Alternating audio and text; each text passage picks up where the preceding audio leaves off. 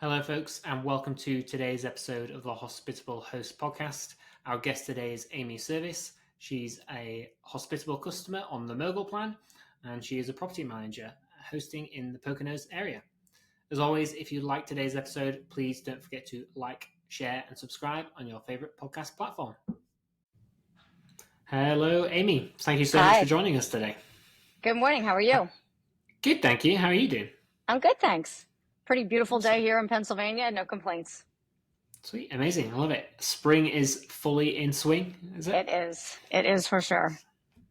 Great. Awesome. So, Amy, let's start off and tell us a bit about yourself and your background. How did you get into short-term rental management in the first place? Sure. My husband and I bought our first short-term rental in 2015 in the Poconos, Pennsylvania, which is like a ski resort, lakes, all year round vacation type area. It's just really beautiful up there. We fell in love with it and took a really big chance, spent every dime we had and bought our first property. Didn't think it would actually rent so well. We kind of figured we'd use it half of the year for our family. We have 3 boys, and then, hopefully make enough to cover the nut for the remainder of the year. And learned very quickly how popular that area was. We did very well with it, and we've morphed now to 5 properties up in that same area that we own, and we just keep building from there. So it's been really awesome. I got into management. I wasn't the one managing the property. My husband was initially doing all the answering the Verbo and Airbnb stuff. Home Away, it was called back in the day. And when COVID hit, I was a 30-year technology consultant. That was, my corporate job. That's what I did. Driving an hour and a half each way to Center City, Philadelphia, and doing all that fun stuff. But COVID hit, I wound up losing my job, and my husband just said, look, you've made a lot of people a lot of money over the years. Why don't you put that same focus and energy into us and make us a lot of money?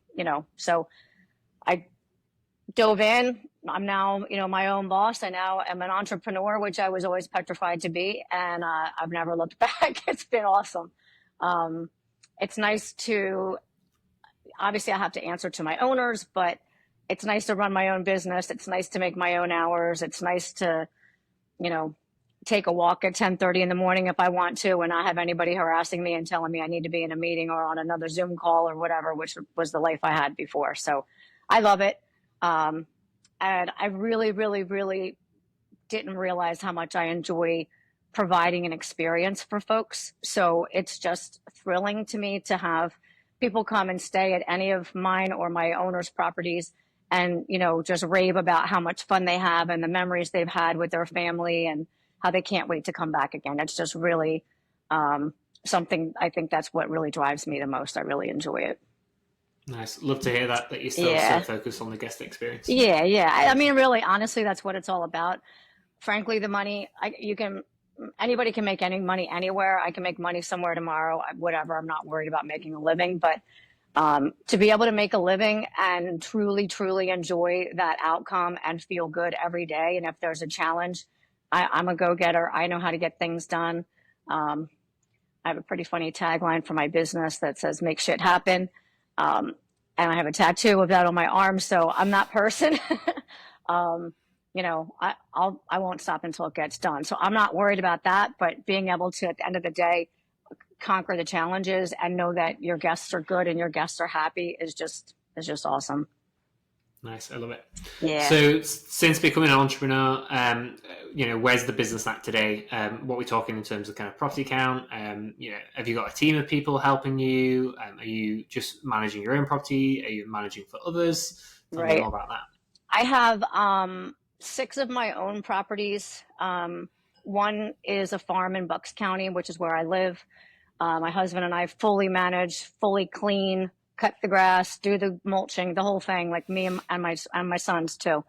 But I think right now I just literally added another property today. I think I'm at 20 total, and I don't have a staff. I have 3 amazing cleaning teams that are handle a certain quantity of properties across the board.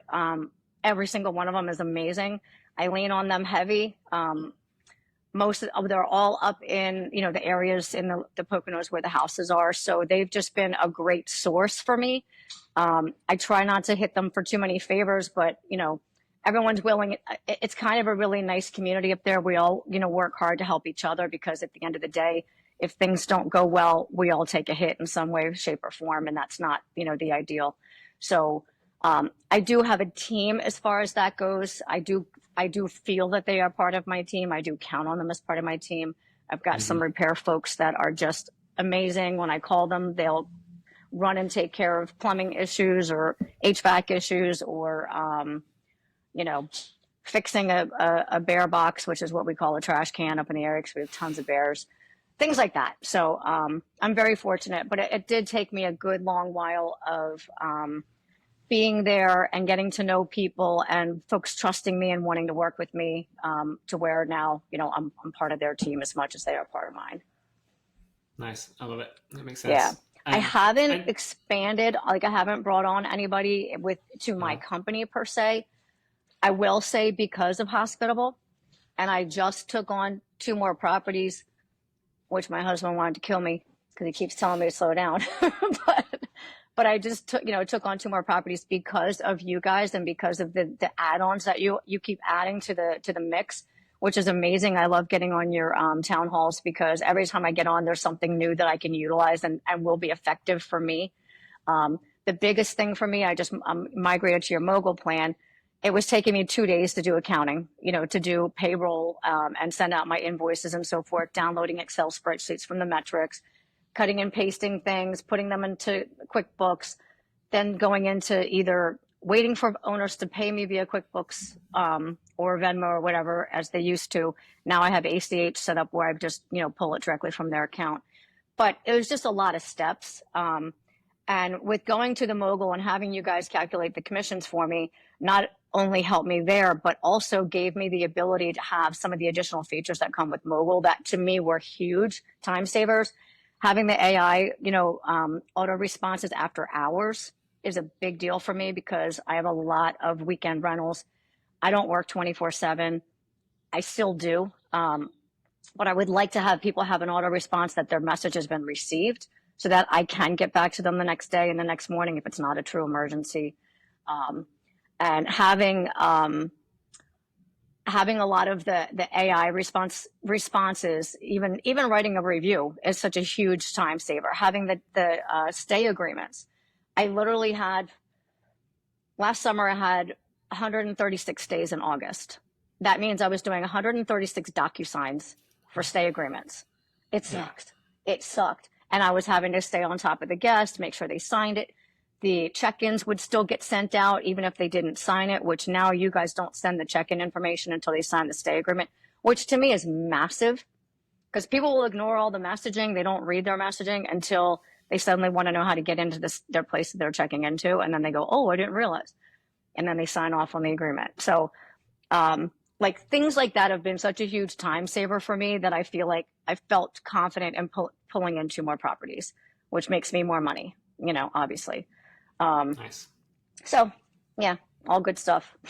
Awesome. And when did you decide that you needed something like Hospitable? When did you go searching for that solution? I had 3 properties then, and I think I had 3 owners that I was taking care of, and trying to stay on top of all of the messaging, and not miss anything, and calendars and all that sort of thing. I knew right away when I started bringing on owners that I had to have some type of managing system. To me, you guys hit the mark for me, because you were the only ones that could do the messaging.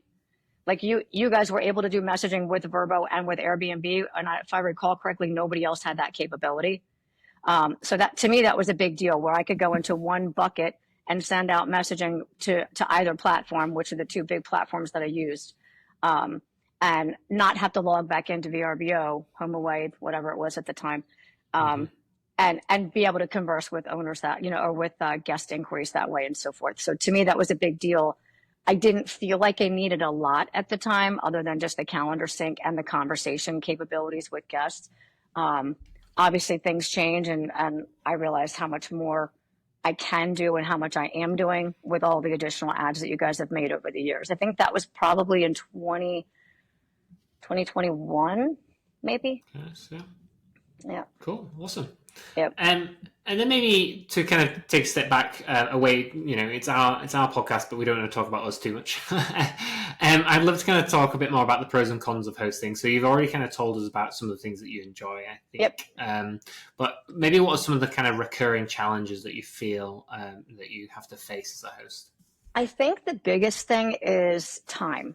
I work 7 days. There's never a day that I'm not having to answer something. Even if I go on vacation, as much as I say I'm not going to get on my phone and on my apps, I do. I feel an obligation to do it. So I think that's the biggest challenge is being aware that if you decide to take on an endeavor like this, that you're going to constantly be in the queue, if you will. To where someone's going to need you for something. And even if you have a backup person, and I've done this before where I've tasked, one of my cleaning team that I mentioned, hey, would you, answer my calls while my son's getting married, as an example. I promised I wasn't going to do any of that, any work at all. I was going to enjoy my son's wedding. And I did for a day. But there's still that, like, they're going to hit you for something. And if they hit you, it's an emergency. You know what I mean? So you always have to be prepared to really not be able to fully disengage 100%. And I remember seeing a lot of people go, oh, you should get into management or property ownership because you just sit back and people vacation at your house and you can be anywhere and make money. And I'm like, it's not that easy. It's not that easy. So if you don't mind that, or if you're, willing to take on, that type of demand in your life, it is still a great industry. It's still a great, thing to get into. But if you're considering doing it and that's not your style, maybe you've got, young kids or you travel a lot for work and you just can't be plugged in, think about getting a property manager in some type of level, whether it's full management or booking only type thing. Nice. Okay.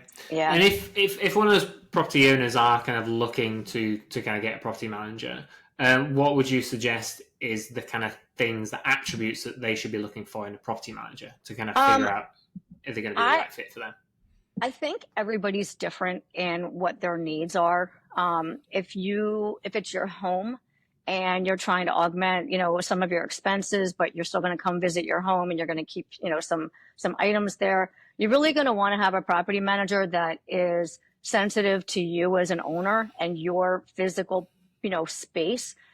There's some property managers out there that are extremely businesslike, which is great, but they're very robotic, it's this, and or nothing, And I think if you're that really sensitive, this is my home, and you're very attached to it, let's say, versus some of the other folks that just buy a home for a business and they don't even visit it, and it's just it's just a piece of property to them. It's a revenue maker for them. They might handle things differently than somebody who's really, truly, truly in love with, with their forever vacation home that they raised their kids in or whatever, took them on family vacations every year. So I would say that, when you're interviewing a property manager, make sure that they know the area, they know all the local, folks and have a good team behind them. Look at their reviews, make sure they have a lot of reviews. Cause it's great. And it's not, it's not undoable to have great reviews, but you know what, over the long term, are you maintaining those great reviews? Yeah. If folks start slacking, the reviews will definitely indicate that. You know what, I've never had anybody ask me this, but I'm surprised that they haven't. No one's ever asked me to talk to my other owners. I would want to talk to some of their other owners and say, what do you like about, Amy, and, where's her strengths and where do you think, she can improve? I think that would be smart. Yeah. In a 9-to-5 career, you could ask for references, right? Yeah. Yeah. But I just had a call with a gentleman who was looking to buy a new property and was introduced to me from one of my owners as a referral. Maybe I'd consider taking him on, yada, yada. And he was interviewing 3 different vendors, property management, not so much for full management, but just for helping him while he was trying to transition into the business. Yeah. And in having a pretty long conversation with him, a few long conversations with him, not only did he decide to squash the house he was going to buy, based on some feedback and questions that he asked me and what he heard me respond, that made him, question his decision and the viability of the property. But, he's like, Aim, when I find the right house, you're going to be my person. And I think it was like, I was just saying, hey, if you look into the background of, who's managing this property and if you look at their calendar, it was, to me, basic things, but I could see that the house was already not doing really well.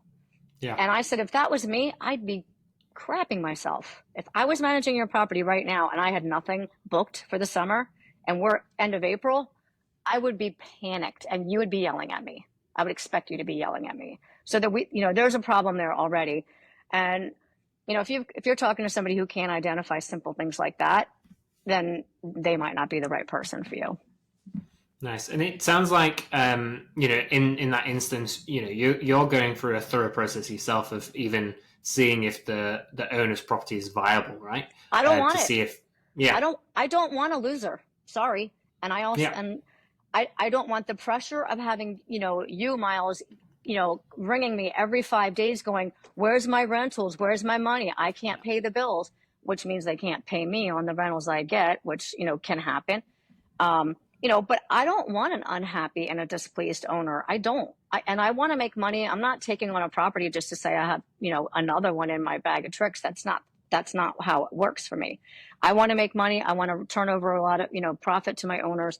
And I want everything to go as it should. But if you're looking at something that just doesn't make sense financially that I wouldn't buy, I'm going to tell you.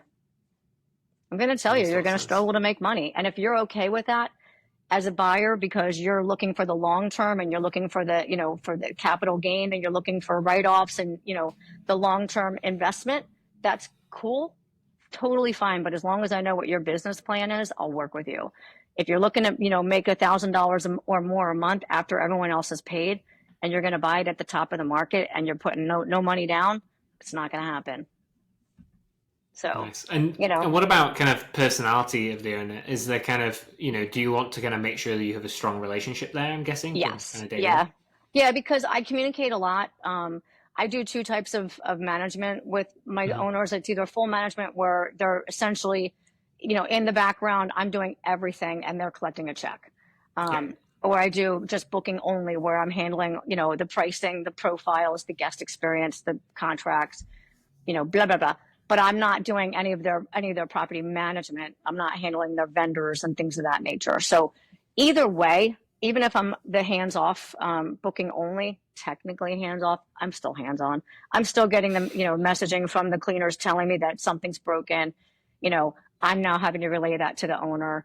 9 out of 10 times I'm running to the house to replace a broken coffee pot or, a new carpet that got stained or bedding that got ruined or opening packages that got sent to the house in time for the next guest to, have all the proper, equipment that they're supposed to have in the listing, things like that. So there's a lot of communication that can and should go on between the owner and the property manager, in my personal opinion. And that keeps the communication clear and expectations in line and generally makes everybody feel good about what's going on, with their property. Nice. I love it. Yeah. And you obviously said that you're not adding properties for the sake of adding properties. If our listeners are listening, as they should be at this point, and are interested in, you managing our properties, though, what kind of catchment area are you thinking for kind of managing properties? Are you doing this remotely, or are you just doing in your kind of local vicinity? I'm doing it in my local. I'm a bit of a I don't know what the right word is, but like I don't let go of things very easily. So while I should, give other people tasks and be comfortable with it, I'm pretty much of a control freak that way. So I want to be able to drive to where I'm going. I want to know the area in which I'm hosting. I want to, because that way my guests are going to have a good experience, and B, more importantly, I need to have my team, right? We talked about that earlier. If I were to take on a property in Tennessee, for example, I don't know any repair folks in Tennessee. If somebody got in a jam, I would not be the best. I'd be a crappy resource for them. frankly. Unless I'm spending a bunch of time in Tennessee and I'm getting to know folks down there, I'm just going to be picking up the phone, dialing and hoping. And that's not the best case scenario for anybody, in my opinion. I don't think I would be providing the right benefit to you by doing that. So I'm always up in the Poconos. I'm there probably a couple times a week. And I'd rather be able to run up there. It's only an hour, it's 60 miles from me. So it's an hour, hour and a half away. It's totally doable. God forbid there's an emergency. But like I said, I have people I can call, which is, a big deal.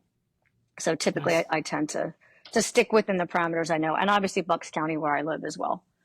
I would love to take on another property in Bucks County. Nice. Okay. Yeah. So if there is anyone listening in Bucks County or Poconos, how do they get in touch if they're interested in potentially working with you? I don't have a website because I don't advertise. I guess they could just reach out to my email if they would like. It's amy@freebirdconsult.com. And when I lost my job during COVID, I felt like a free bird. I was glad to be out from under the black umbrella. So that's why I named my company that. I felt like I was finally on my own. Love it. I love it. Yeah. That's great. Awesome. Well, that's it, Amy. Thank you so much for sticking with us and answering all my questions. You got it. Thanks for having me. And thanks for you guys for all the work you do and all the improvements you're making. Keep going. I love it. Hoping to get some Honeywells hooked up pretty soon. And onward and upward. Awesome. Great to hear. Thank you so much, Amy. You. Bye now. Thank you for listening today to our episode with Amy. If you enjoyed today's episode, please don't forget to like, share, and subscribe on wherever you are listening. Thanks again.